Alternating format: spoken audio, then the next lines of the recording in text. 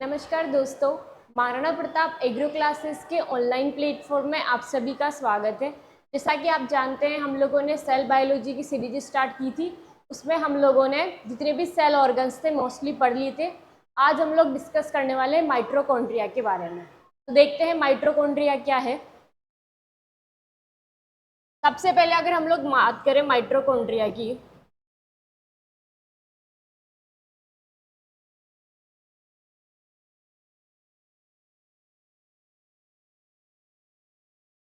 तो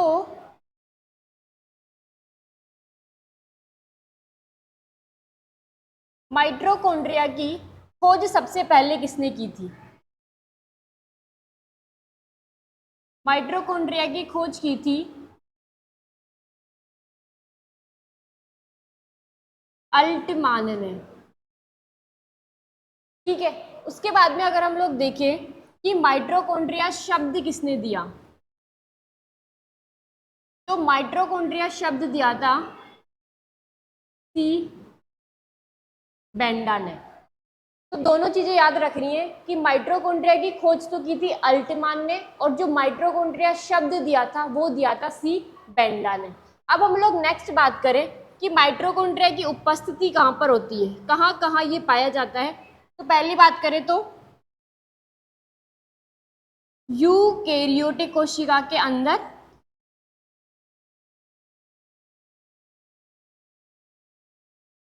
उपस्थित होगा।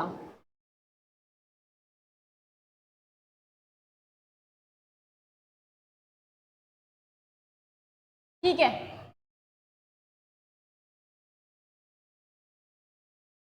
नेक्स्ट अगर बात की जाए कि माइटोकॉन्ड्रिया की संख्या कितनी होती है, तो माइटोकॉन्ड्रिया की जो संख्या होती है वो अनिश्चित होती है।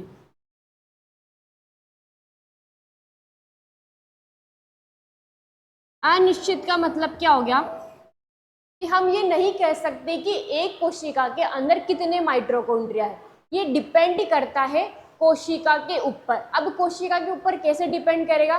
कोशिका के ऊपर ये इस तरीके से डिपेंड करेगा कि अगर किसी कोशिका को एनर्जी की रिक्वायरमेंट ज़्यादा है तो उस कोशिका में माइटोकॉन्ड्रिया की संख्या ज़्यादा होगी, और अगर किसी कोशिका को ऊर्जा की आवश्यकता या एनर्जी की रिक्वायरमेंट कम है किसी कोशिका को, तो उसमें माइटोकॉन्ड्रिया की संख्या क्या होगी? कम होगी। तो हम ये नहीं कह सकते कि माइटोकॉन्ड्रिया एक सेल के अंदर कितने हैं। इस वजह से हमने कहा कि माइटोकॉन्ड्रिया की संख्या क्या होती है? अनिश्चित होती है। तो अब ये किसके ऊपर डिपेंड करेगा?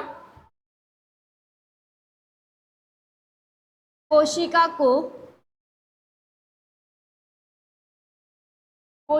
को ऊर्जा की आवश्यकता या ऊर्जा की रिक्वायरमेंट कितनी है।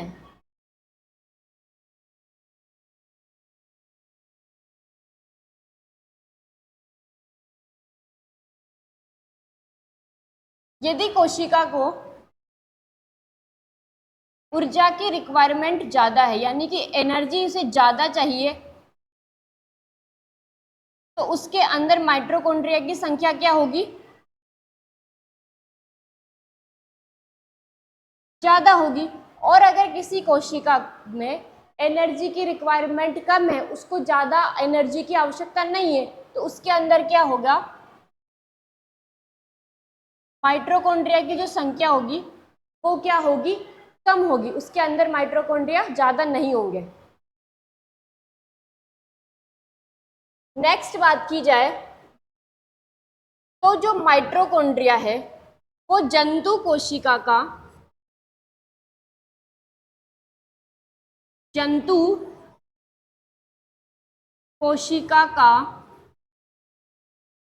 सबसे बड़ा कोशिकांग है।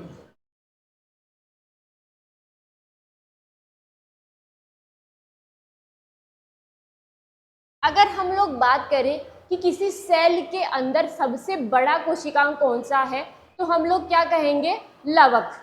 लवक जो है वो सबसे ज़्यादा, यानी कि प्लास्टिड जो है वो सबसे बड़ा सेल ऑर्गन है।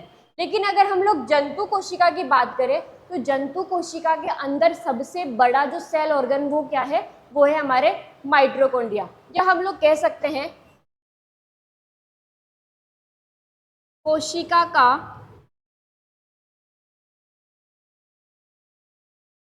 दूसरा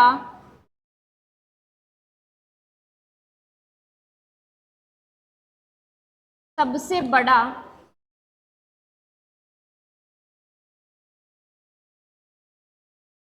कोशिकांग।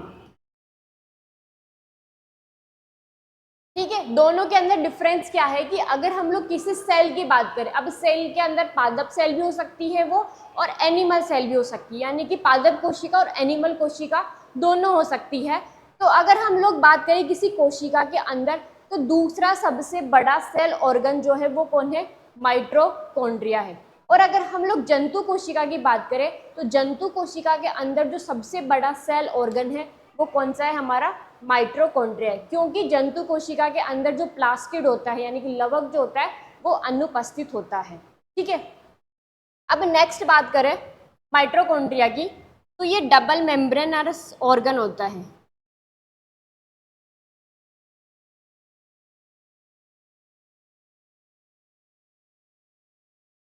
डबल मेम्ब्रेनस ऑर्गन होता है। डबल मेम्ब्रेनस ऑर्गन का मतलब क्या हो गया कि जो माइटोकॉन्ड्रिया है वो बाहर से दो मेम्ब्रेन से घिरा हुआ रहता है, इस वजह से इसे क्या कहेंगे?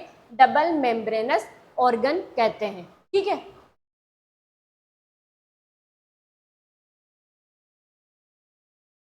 नेक्स्ट बात करें कि इसका जो शेप है वो किस प्रकार का होता है। तो शेप सिलेंड्रिकल शेप होता है।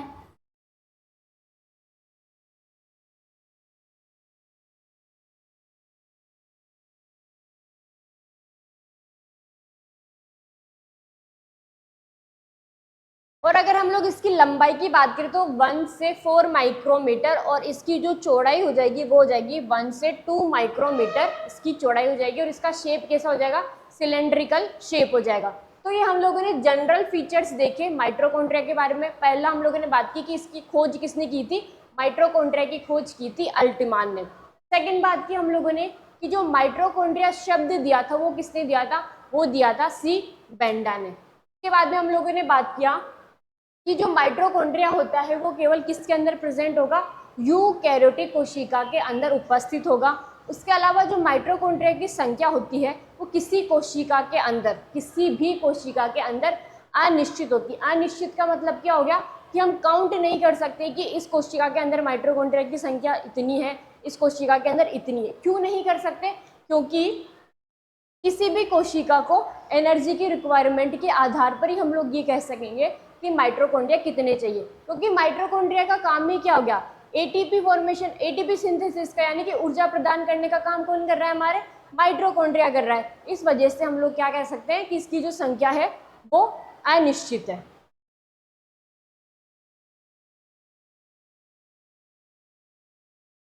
अब हम लोग माइटोकॉन्ड्रिया का एक बार शेप देखते हैं कि माइटोकॉन्ड्रिया का स्ट्रक्चर कैसा होता है।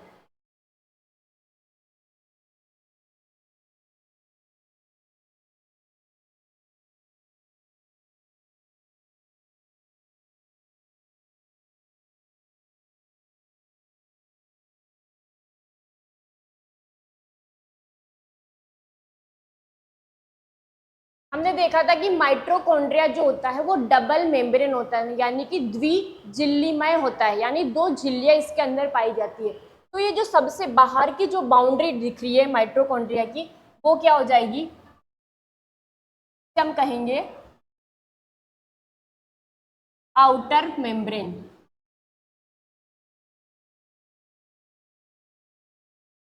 आउटर मेम्ब्रेन यानी कि बाहरी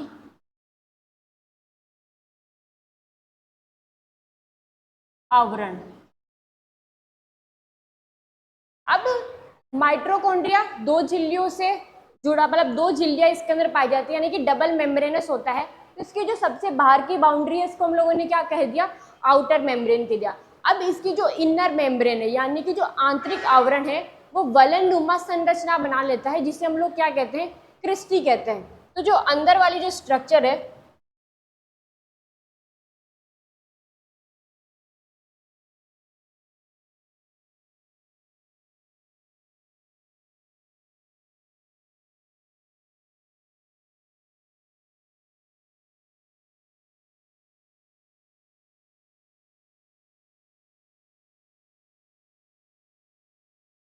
ये हो गई हमारी आंतरिक झिल्ली या आंतरिक आवरण। ये क्या करता है, अंदर की तरफ वलन नुमा संरचना बना लेता है और इन वलन नुमा संरचनाओं को क्या कहा जाता है, क्रिस्टी कहा जाता है। तो ये क्या हो गया, ये हो गया हमारा इनर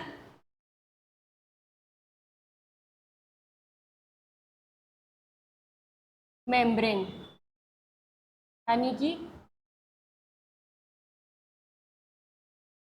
ये हो गया हमारा आंतरिक आवरण या आंतरिक झिल्ली इसे कह सकते हैं। ठीक है, अब ये जो उभारनुमा जो संरचनाएं दिखाई दे रही है इसे कहा जाता है क्रिस्टी।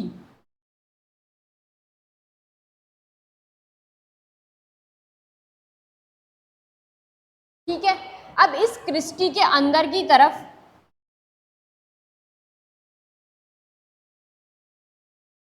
ये जो द्रव भरा हुआ है, इस द्रव को कहा जाता है मैट्रिक्स।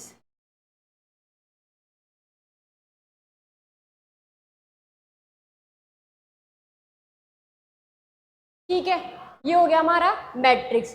अब अगर हम लोग बात करें कि ये जो उभारनुमा संरचनाएं दिखाई दे रही है इन्हें कहा हम लोगों ने क्रिस्टी। इन क्रिस्टी के ऊपर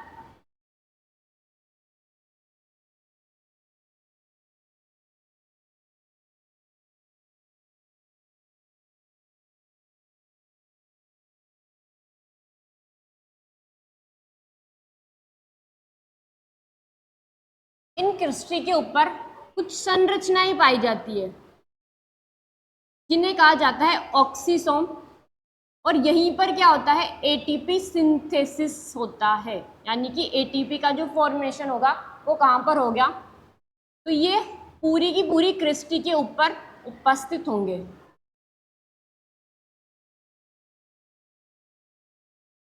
इन्हें कहा जाता है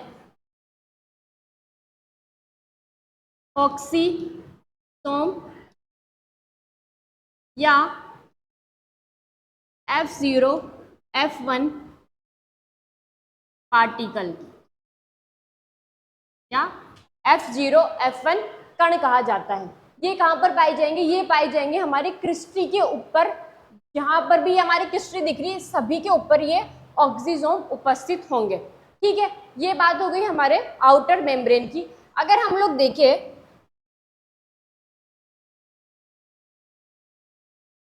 जो आउटर मेम्ब्रेन और इनर मेम्ब्रेन है, इन दोनों के बीच में एक स्पेस उपस्थित है। ये जो जगह प्रेजेंट है ये आउटर मेम्ब्रेन हो गई और ये हो गई हमारी इनर मेम्ब्रेन। इन दोनों के बीच में ये जो स्थान उपस्थित है इसे कहा जाता है पेरी माइटोकॉन्ड्रियल स्पेस, और इस स्पेस के अंदर भरा हुआ रहता है साइटोसोल।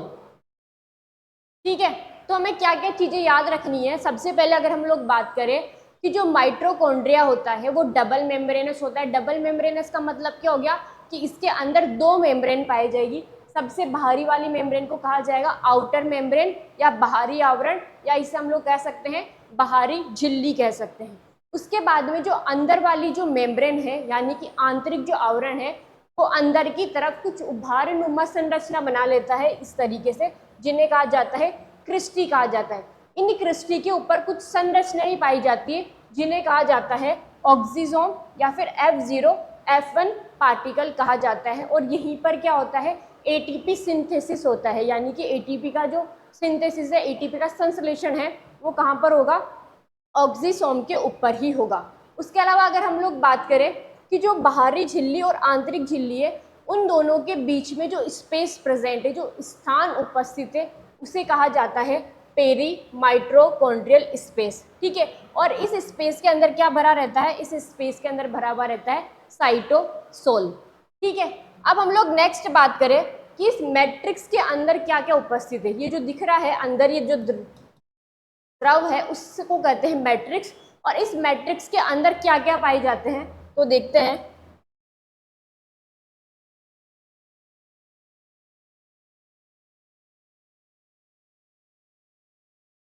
इसके अंदर पाया जाता है डीएनए, और वो डीएनए कैसा होता है, सिंगल होता है, यानी केवल एक डीएनए पाया जाता है, तो हम कह सकते हैं सिंगल डीएनए।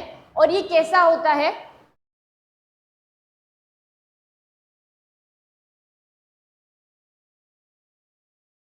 डबल, यानी कि द्विकुंडलित,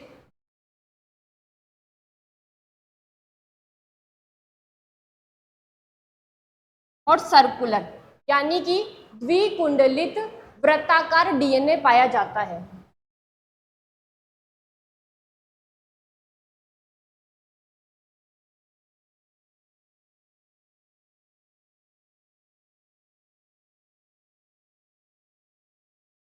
द्विकुंडलित वृत्ताकार डीएनए पाया जाता है, किसके अंदर पाया जाता है, ये मैट्रिक्स के अंदर पाया जाता है। उसके अलावा मैट्रिक्स के अंदर क्या उपस्थित होता है, मैट्रिक्स के अंदर पाए जाते हैं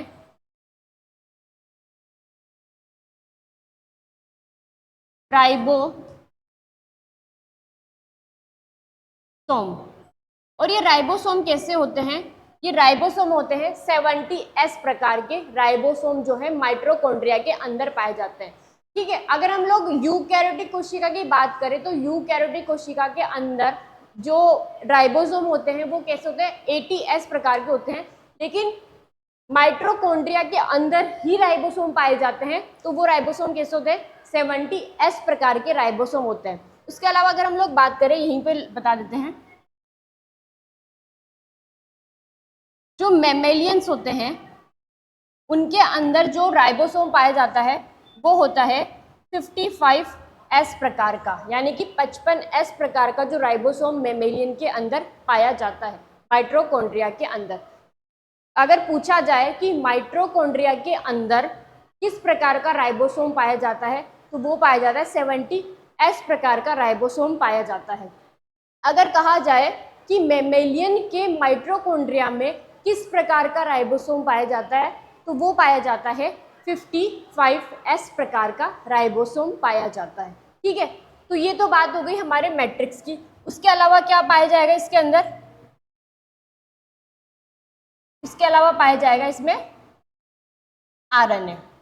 तो तीन चीजें हम लोगों ने देखी कि मैट्रिक्स के अंदर तीन चीजें पाई जाती है। पहली हमारी डीएनए पाया जाएगा और केवल सिंगल डीएनए होगा, और वो कैसा होगा, डबल सर्कुलर डीएनए होगा, यानी कि द्विकुंडलित वृत्ताकार डीएनए पाया जाएगा इस तरीके से। ठीक है, ये बात होगी डीएनए की। उसके अलावा राइबोसोम 70S प्रकार का राइबोसोम पाया जाता है मैट्रिक्स के अंदर। उसके अलावा क्या पाया जाएगा, आरएनए पाया जाएगा। अब हम लोग इसकी डिटेल स्टडी करें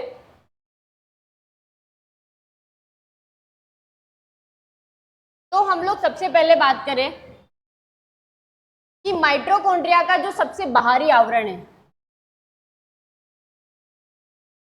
आउटर मेम्ब्रेन कहते हैं उसे, और इस आउटर मेम्ब्रेन पर क्या पाए जाते हैं, इस आउटर मेम्ब्रेन पर पाए जाते हैं पोरीन प्रोटीन्स पाए जाते हैं, यानी कि कुछ छिद्र नुमा संरचना पाई जाती है जिसे पोरीन प्रोटीन्स कहते हैं। और ये जो कैरेक्टर है ये किसका है, ये कैरेक्टर है हमारे प्रोकैरियोटिक सेल्स का कैरेक्टर है कि पोरीन प्रोटीन जो है केवल किस किस के अंदर पाए जाएंगे, ये हम लोग बात करें कि बैक्टीरिया के अंदर पाया जाता है, और बैक्टीरिया भी कौन सा, ग्राम नेगेटिव बैक्टीरिया, तो लिख सकते हैं हम लोग। और कहाँ पाए जाते हैं ये,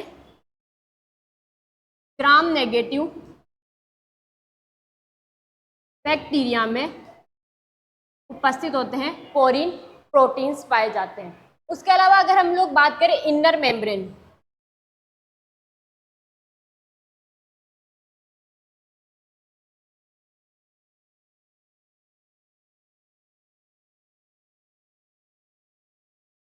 आंतरिक झिल्ली,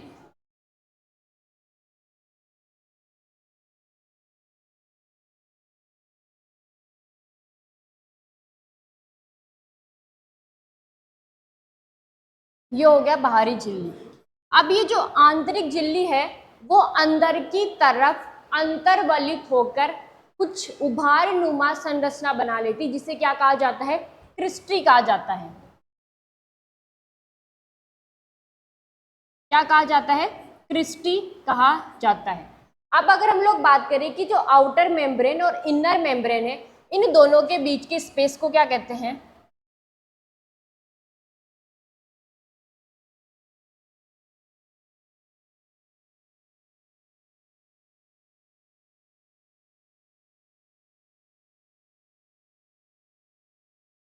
बाहरी झिल्ली और ये हो गया आंतरिक झिल्ली।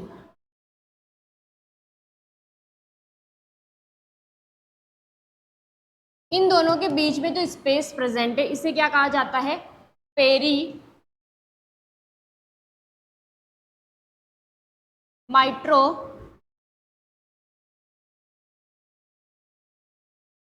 Peri mitochondrial space. ठीक है, अब इस पेरी माइट्रोकॉन्ड्रियल स्पेस के अंदर क्या होता है? हम लोगों ने देखा है कि श्वसन की जब क्रिया होती है तो श्वसन की क्रिया के अंदर कुछ स्टेप्स होते हैं, तो उन स्टेप्स के अंदर ही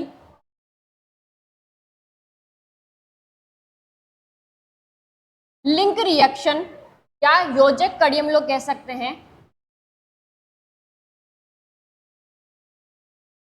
लिंक रिएक्शन जहां पर होती है उस स्थान को क्या कहेंगे? पेरी माइट्रोकॉन्ड्रियल स्पेस कहते हैं। यानी कि सबसे पहले श्वसन के अंदर क्या होता है? ग्लूकोज से क्या बनता है? पायरुविक एसिड बनता है। अभी पायरुविक एसिड से एसिटल को एंजाइम बनेगा, तो इस रिएक्शन को कहा जाता है लिंक रिएक्शन कहा जाता है। जब हम लोग श्वसन में पढ़ेंगे तब और अच्छे से समझ में आएगा। यहाँ पर केवल हम लोगों को ये चीज याद रखनी है कि जो पेरी माइट्रोकॉन्ड्रियल स्पेस होता है वहां पर क्या होता है? वहां पर चलती है लिंक रिएक्शन यानी कि योजक कड़ी। तो ये चीज याद रखनी पेरी माइट्रोकॉन्ड्रियल स्पेस के बारे में। नेक्स्ट हम लोग बात करें मैट्रिक्स की।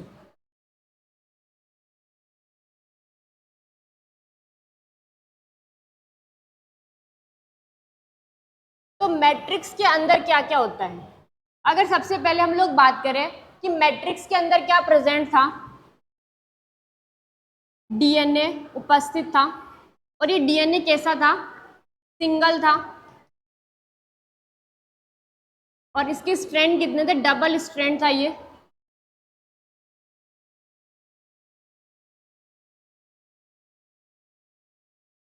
और सर्कुलर यानी कि द्विकुंडलित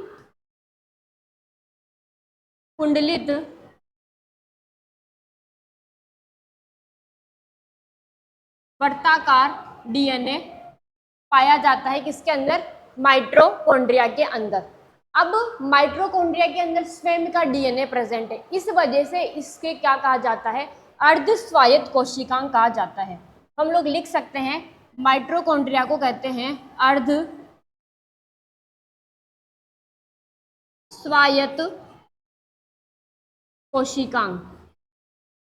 अब ये अर्ध स्वायत्त कोशिकांग का मतलब क्या हो गया कि इसके अंदर स्वयं का डीएनए पाया जाता है और इस डीएनए से क्या बना लेते हैं? आरएनए बना लेते हैं। इस वजह से माइट्रोकॉन्ड्रिया को कहा जाता है सेमी ऑटोनोमस ऑर्गन कहा जाता है या अर्ध स्वायत्त कोशिकांग कहा जाता है। ठीक है, उसके अलावा अगर हम लोग बात करें तो और क्या पाया जाता है मैट्रिक्स के अंदर? पहली हो गई हमारे डीएनए, सेकंड बात करें हम लोग आरएनए की। तो आरएनए कैसा था? 70S प्रकार का आरएनए किसके अंदर पाया जाता है? माइट्रोकॉन्ड्रिया के अंदर पाया जाता है। तो अब देखो, राइबोसोम खुद एक कोशिकांग है, माइट्रोकॉन्ड्रिया खुद एक कोशिकांग है। अब माइट्रोकॉन्ड्रिया के अंदर राइबोसोम पाए जाते हैं, तो हम लोग इसे क्या कह सकते हैं? कोशिका के अंदर कोशिकांग। ठीक है, कह सकते हैं ना, सेल विद इन सेल। तो इस वजह से क्या कहा जाता है इसे?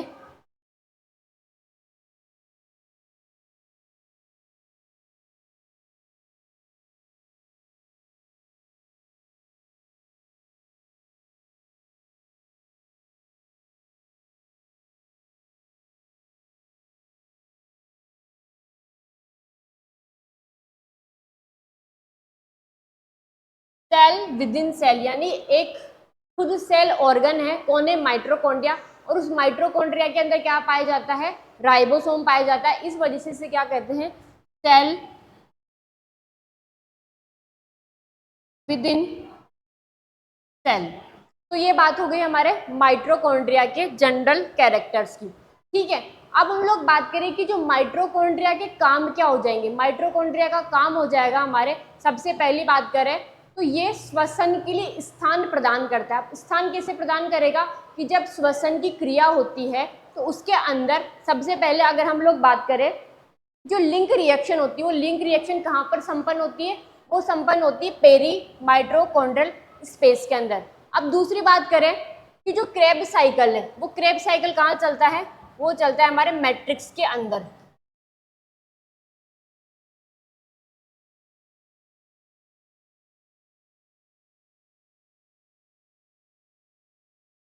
तो ये दोनों चीजें याद रखनी है कि क्रेब्स साइकिल तो चलता है हमारे मैट्रिक्स के अंदर, और जो लिंक रिएक्शन है वो कहाँ चलती है, वो चलती है हमारे पेरी माइटोकॉन्ड्रियल स्पेस के अंदर। ठीक है, फिर उसके बाद में अगर हम लोग बात करें जो क्रिस्टी थी, क्रिस्टी के ऊपर क्या पाए जाते थे, ऑक्सीसोम।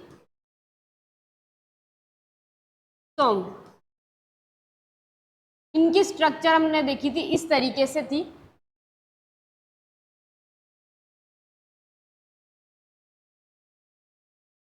इसे कहा जाएगा आधार,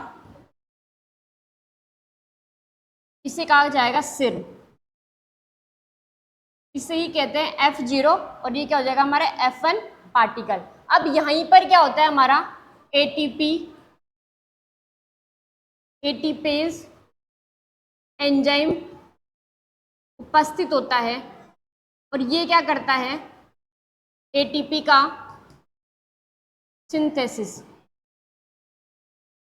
यानी कि एटीपी का जो संश्लेषण करेगा वो कौन करेगा, एटीपेज एंजाइम करेगा। और वो कहाँ पर पाया जाता है, वो पाया जाता है ऑक्सीसोम के ऊपर पाए जाते हैं। तो ये जनरल पूरी की पूरी माइटोकॉन्ड्रिया की बात हो गई कि सबसे पहले हम लोगों ने माइटोकॉन्ड्रिया के बारे में देखा कि जो माइटोकॉन्ड्रिया की खोज की थी वो किसने की थी, वो की थी अल्टमान ने की थी। उसके बाद में हम लोगों ने बात की कि माइटोकॉन्ड्रिया शब्द किसने दिया था, तो माइटोकॉन्ड्रिया शब्द दिया था सी बेंडा ने दिया था। ठीक है, फिर उसके बाद में हम लोगों ने देखा कि जो माइटोकॉन्ड्रिया की संख्या होती है वो अनिश्चित होती है। अनिश्चित क्यों होती है, क्योंकि माइटोकॉन्ड्रिया को किसी कोशिका को जितनी एनर्जी की रिक्वायरमेंट होगी उसके अंदर उतने ही माइटोकॉन्ड्रिया पाए जाएंगे। उसके बाद में हम लोगों ने माइटोकॉन्ड्रिया के स्ट्रक्चर के बारे में देखा था। अब हम लोग देख लेते हैं कि माइटोकॉन्ड्रिया के कार्य क्या क्या हो जाएंगे।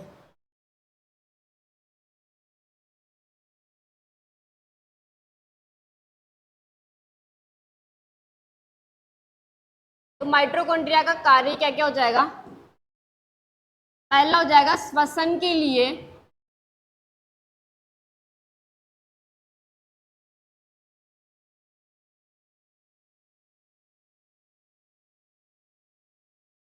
स्थान प्रदान करना। अब श्वसन के लिए कौन कौन से स्थान प्रदान करेगा, ये पहला अगर हम लोग बात करें कि पेरी माइटोकॉन्ड्रियल स्पेस में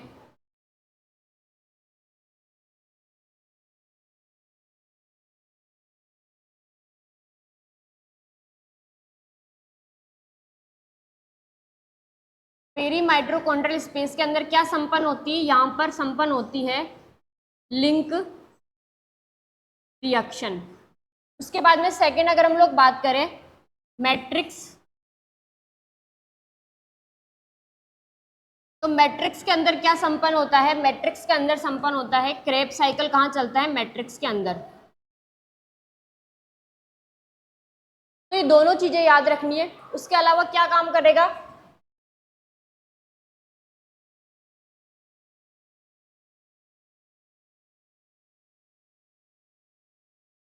एटीपी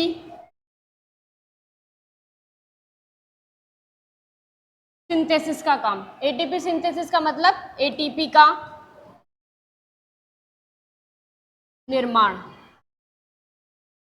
और ये कहाँ पर होगा, ऑक्सीसोम के ऊपर एटीपेज एंजाइम पाए जाते हैं, उसी के थ्रू क्या होगा, एटीपी का निर्माण होगा। और एटीपी कैसे बनते हैं, एटीपी का निर्माण होता है एडीपी प्लस इनऑर्गेनिक फॉस्फेट मिलकर क्या बना लेते हैं, एटीपी बना लेते हैं। एटीपी की फुल फॉर्म एडिनोसिन ट्राईफॉस्फेट हो जाएगी। ठीक है, तो ये बात हो गई हमारी पूरी की पूरी माइटोकॉन्ड्रिया की। तो आज हम लोगों ने पूरा माइटोकॉन्ड्रिया पढ़ लिया। अब नेक्स्ट हम लोग बात करते हैं लवक की, यानी कि प्लास्टिड।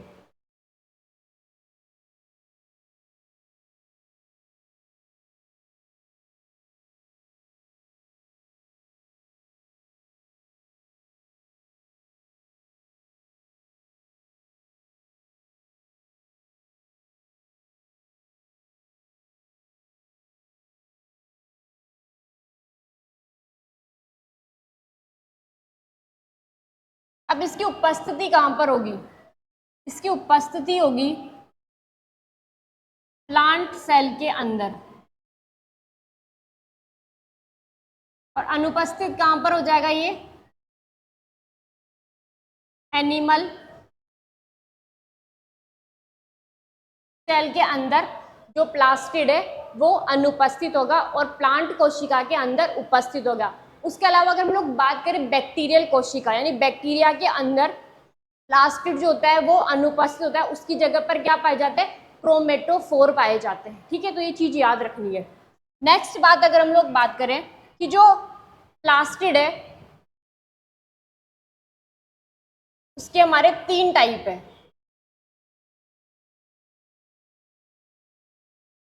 पहला है ल्यूकोप्लास्ट,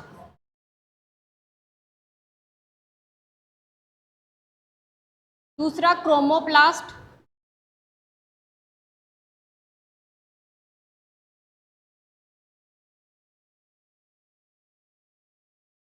और तीसरा हो जाएगा क्लोरोप्लास्ट। ठीक है, अब अगर हम लोग बात करें कि इनका फंक्शन क्या होता है, सबसे पहले अगर हम लोग ल्यूकोप्लास्ट की बात करें तो ये होता है हमारा रंगहीन। रंगहीन का मतलब कैसा हो गया, व्हाइट कलर का हो जाएगा ये। ठीक है, यानी कि इसके अंदर कोई भी पिगमेंट जो होंगे वो अनुपस्थित होंगे, इस वजह से ये क्या होगा, कलरलेस होगा, यानी कि व्हाइट कलर दिखाई देगा। ठीक है, इसका काम क्या हो जाएगा, इसका काम हो जाएगा स्टोरेज का, यानी कि ये स्टोर करने का काम करेगा। अब ये क्या क्या स्टोर कर सकता है,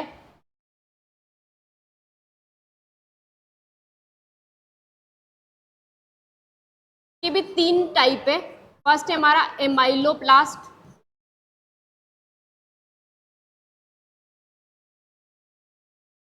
तीसरा है एलाइलोप्लास्ट,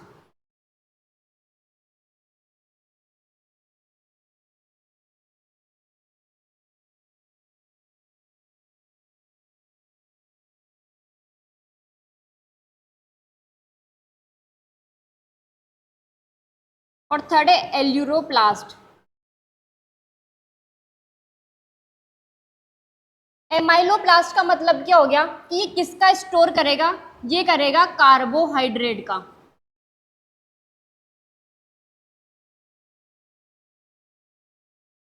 अब कार्बोहाइड्रेट में क्या हो गए, स्टार्च हो गई,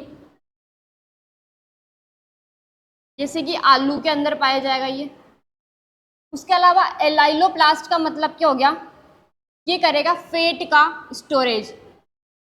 पेट के अंदर जैसे जितने भी तेलीय बीज है उन सब के अंदर ये उपस्थित होगा। और एल्यूरोप्लास्ट किसका स्टोर करेगा, ये करेगा प्रोटीन का, यानी कि जितनी भी हमारे दालें हैं उन सब के अंदर क्या पाया जाएगा, एल्यूरोप्लास्ट पाया जाएगा। तो हम लोगों ने देखा कि जो प्लास्टिड है यानी कि जो लवक है वो 3 टाइप के हैं। पहला है हमारा ल्यूकोप्लास्ट। ल्यूकोप्लास्ट का मतलब, ल्यूको का मतलब हो गया इसके अंदर कोई पिगमेंट नहीं पाया जाएगा, इस वजह से इसका जो रंग होगा वो कैसा होगा, कलरलेस होगा, और ये व्हाइट कलर का होगा। ठीक है, और इसके हम लोगों ने, इसका जो काम होगा वो क्या होगा, स्टोरेज करने का, यानी कि फूड को स्टोर करने का जो काम करेगा वो कौन करेगा, ल्यूकोप्लास्ट करेगा।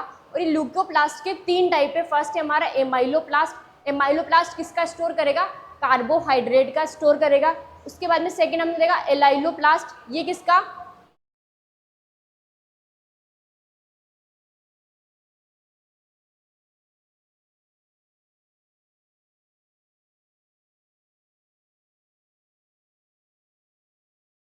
एलाइलोप्लास्ट किसका स्टोर करेगा? फैट का, यानी कि जितने भी तेलीय बीज होंगे उनके अंदर ये पाया जाएगा। थर्ड था हमारा एल्यूरोप्लास्ट, ये किसका स्टोर करेगा? ये करेगा प्रोटीन का स्टोर करेगा, और प्रोटीन के अंदर क्या आ जाएगी? हमारी जितनी भी दालें हैं इनके अंदर ये पाया जाएगा। तो ल्यूकोप्लास्ट की बात हो गई। उसके अलावा इसके अंदर हम लोग ये भी लिख सकते हैं, इसके अंदर ग्रेनम अनुपस्थित होते हैं। ठीक है, तो तीन चीजें याद रखनी ल्यूकोप्लास्ट की, कि सबसे पहला तो ये रंगहीन होगा यानी कि कलरलेस होगा। सेकंड, इसका काम क्या हो जाएगा? स्टोरेज का हो जाएगा। अब नेक्स्ट बात करें हम लोग क्रोमोप्लास्ट की, तो क्रोमो का मतलब क्या हो जाएगा? इसके अंदर पिगमेंट उपस्थित होंगे। ठीक है, इसके अंदर क्या पाए जाएंगे? पिगमेंट पाए जाएंगे। और वो पिगमेंट कैसे होंगे? ये जो पिगमेंट होंगे वो कलर कौन कौन सा देंगे? ग्रीन के अलावा जितने भी कलर है, जैसे कि लाल हो गया, पीला हो गया, ये सारे के सारे कलर प्रोवाइड करवाने का काम करेगा। और ये किन के अंदर कलर प्रोवाइड करता है? जैसे कि बहुत सारी हमारे पत्तियां होती है, वो ग्रीन कलर की नहीं होती, कुछ रेड कलर की भी हो सकती है, कुछ के अंदर ये येलो कलर की भी हो सकती है। तो ये किस वजह से होती है? ये होती है हमारे क्रोमोप्लास्ट की वजह से होती है। ठीक है, उसके अलावा जितने भी फलों का जो कलर होता है वो किसकी वजह से होता है? वो होता है क्रोमोप्लास्ट की वजह से होता है। नेक्स्ट हम लोग बात करें, थर्ड है हमारा क्लोरोप्लास्ट। ये किनके अंदर? प्लांट्स के अंदर उपस्थित। इसकी डिटेल स्ट्रक्चर हम लोग पूरा का पूरा आगे देखेंगे क्लोरोप्लास्ट की। अगर हम लोग बात करें ल्यूकोप्लास्ट, क्रोमोप्लास्ट और क्लोरोप्लास्ट, तो ये क्या होते हैं? तीनों एक दूसरे के अंदर चेंज हो सकते हैं। जैसे कि क्लोरोप्लास्ट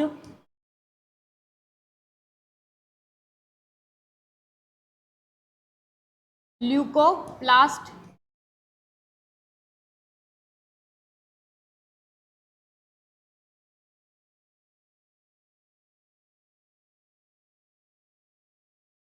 तीसरा है हमारा क्रोमोप्लास्ट।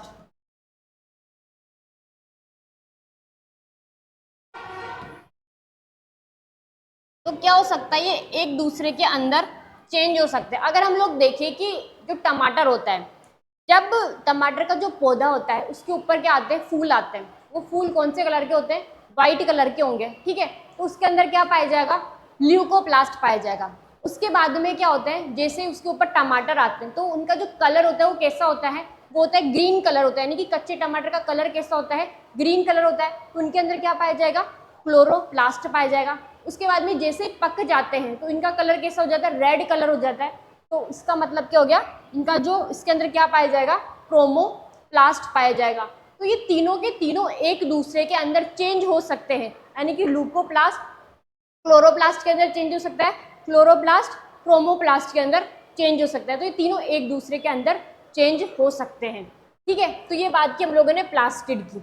अब नेक्स्ट हम लोग देखते हैं कि जो क्लोरोप्लास्ट है उसकी स्ट्रक्चर कैसी होती है।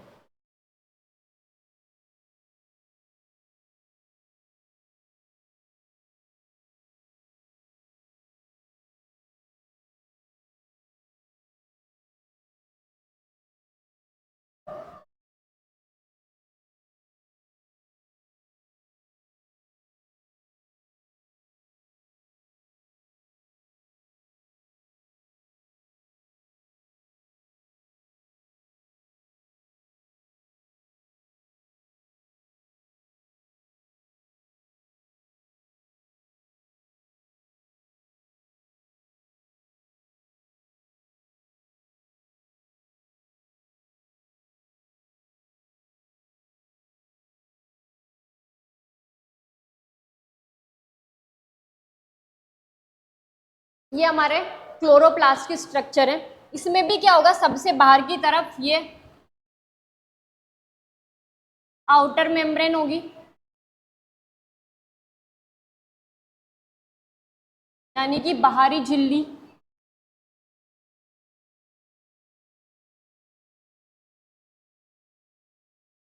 उसके अंदर की तरफ क्या पाया जाएगा? आंतरिक झिल्ली।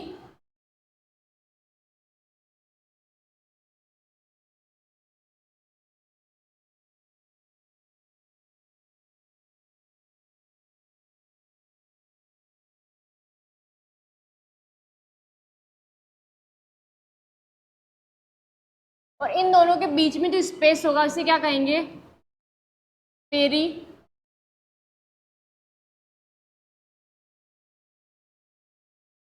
Chloroplast space.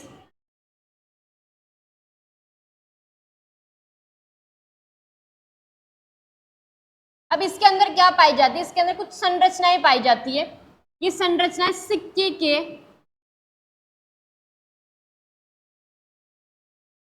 के नुमा संरचना इसके अंदर पाई जाती है इस तरीके से।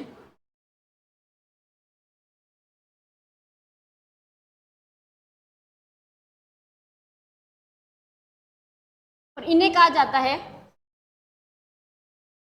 थाइलेकोइड।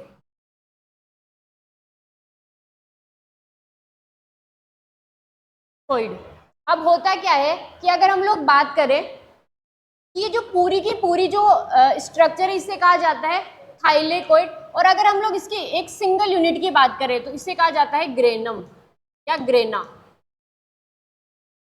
ठीक है, उसके अलावा इसके अंदर क्या भरा रहेगा, इसके अंदर भी फ्लूइड भरा हुआ रहेगा।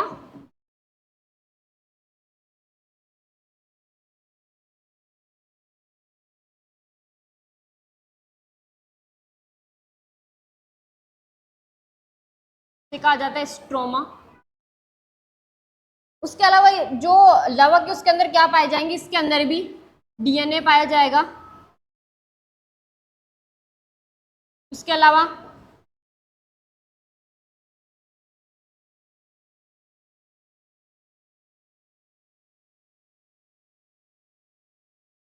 राइबोसोम उपस्थित होंगे इसी के अंदर।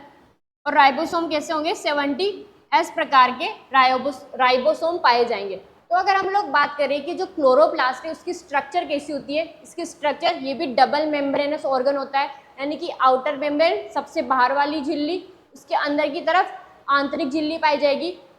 और इस आंतरिक झिल्ली के अंदर क्या पाए जाते हैं, इस आंतरिक झिल्ली के अंदर सिक्के के नुमा, मतलब सिक्के का जो पूरा ढेर लगा देते वैसी संरचनाएं पाई जाती, जिन्हें कहा जाता है थाइलेकोइड, या फिर इसकी जो एक यूनिट होती है उसे कहा जाता है ग्रेनम। ठीक है, तो ये बात होगी हमारे इसकी प्लास्टिड की। अब होता क्या है प्लास्टिड के अंदर, अगर हम लोग बात करें तो प्लास्टिड जो है क्लोरोप्लास्ट, उसका काम क्या हो जाएगा, प्रकाश संश्लेषण की क्रिया को पूर्ण करना। तो इसका कार्य क्या हो जाएगा, प्रकाश संश्लेषण का काम करना। अब प्रकाश संश्लेषण में दो तरीके की क्रिया होती है, पहली होती है हमारी लाइट रिएक्शन और दूसरी होती है हमारे डार्क रिएक्शन। तो जो डार्क रिएक्शन है, सॉरी लाइट रिएक्शन है, वो कहाँ पर होती है, वो होती है हमारे थाइलेकोइड के अंदर। और जो डार्क रिएक्शन है वो कहाँ होती है, वो चलती है हमारे स्ट्रोमा के अंदर।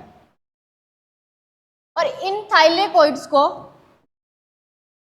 जोड़ने का जो काम करती है उन्हें कहा जाता है स्ट्रोमल लेमिनी। ठीक है, तो ये बात हो गई हमारे प्लास्टिड की। तो प्लास्टिड के अंदर हम लोगों ने क्या देखा कि जो प्लास्टिड है वो तीन तरीके का होता है, पहला ल्यूकोप्लास्ट, क्रोमोप्लास्ट और तीसरा क्लोरोप्लास्ट। जो ल्यूकोप्लास्ट था उसका काम क्या था, स्टोरेज करने का। इसके अलावा जो क्रोमोप्लास्ट था उसका काम क्या था कि जितने भी हमारे सब्जियां हैं, फल है, उनको जो रंग प्रदान करने का काम करता है वो कौन करता है, क्रोमोप्लास्ट। उसके अलावा जो क्लोरोप्लास्ट है उसका काम क्या हो जाएगा, प्रकाश संश्लेषण की क्रिया को संपन्न करना क्लोरोप्लास्ट का काम हो जाएगा। क्यों, क्योंकि वहां पर क्या पाए जाते हैं, क्लोरोफिल पाए जाते हैं। Chlorophyll A, chlorophyll B, chlorophyll C, D, E, ये सारे के सारे किसमें पाए जाएंगे, क्लोरोप्लास्ट के अंदर पाए जाएंगे। अगर हम लोग क्लोरोप्लास्ट की संरचना के बारे में देखें तो सबसे बाहर की तरफ आउटर मेम्ब्रेन, अंदर की तरफ आंतरिक झिल्ली।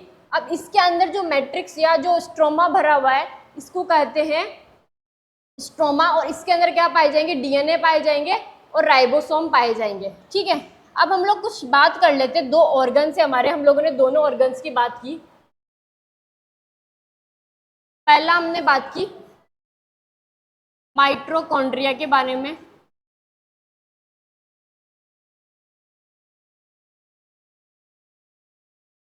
और दूसरा था हमारा लवक। तो इन दोनों के अंदर क्या क्या चीजें कॉमन थी। पहली चीज थी, इनके अंदर क्या पाया जा रहा था, डीएनए पाया जाता है। और डीएनए कैसा होता है? डबल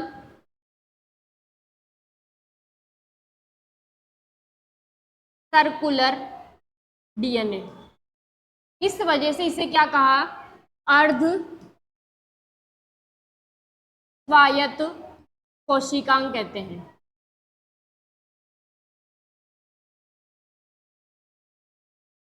उसके अलावा क्या पाया जाता है इसके अंदर?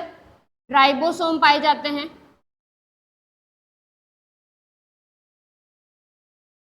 और ये राइबोसोम कैसे होते हैं? 70S प्रकार के होते हैं। मतलब जो राइबोसोम है किसके अंदर पाए जा रहे हैं? माइटोकॉन्ड्रिया और प्लास्टिड के अंदर पाए जा रहे हैं। इस वजह से इसे क्या कहेंगे? कोशिका के अंदर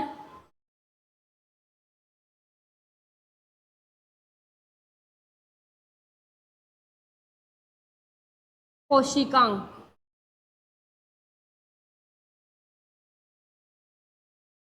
ठीक है। और राइबोसोम कैसा था? 70S प्रकार का था। अब ये जो जितने भी कैरेक्टर है ये सारे के सारे किसके समान है? ये समान है हमारे प्रोकैरियोटिक कोशिका के समान है।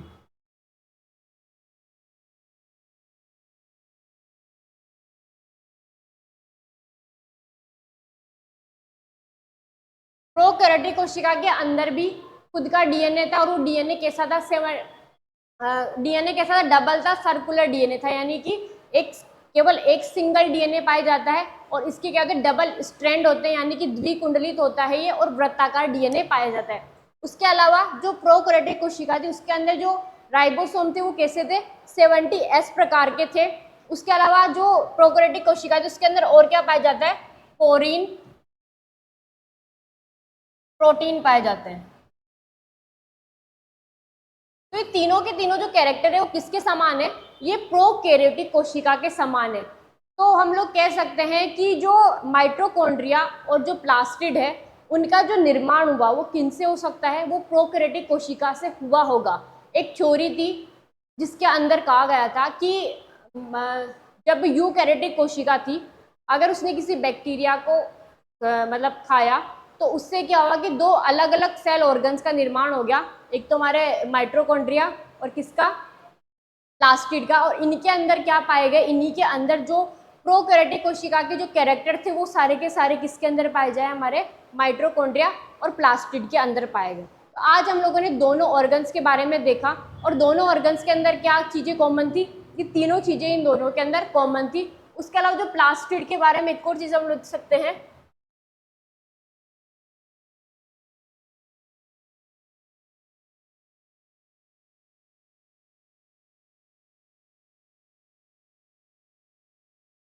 सबसे बड़ा कोशिकांग है ये।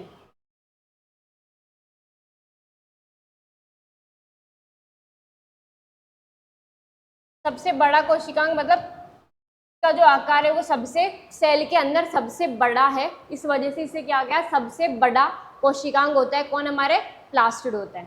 ठीक है, थैंक यू सो मच।